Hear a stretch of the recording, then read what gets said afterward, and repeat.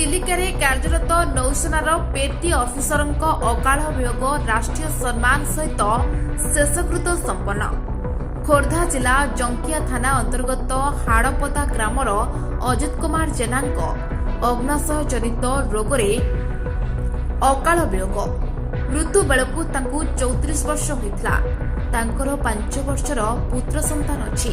ଗତକାଲି ସକାଳେ ନୌସେନାର ବିଶାଖାପାଟଣମ କଲ୍ୟାଣୀ ହସ୍ପିଟାଲରେ ଚିକିତ୍ସାଧୀନ ଅବସ୍ଥାରେ ତାଙ୍କର ମୃତ୍ୟୁ ହୋଇଛି।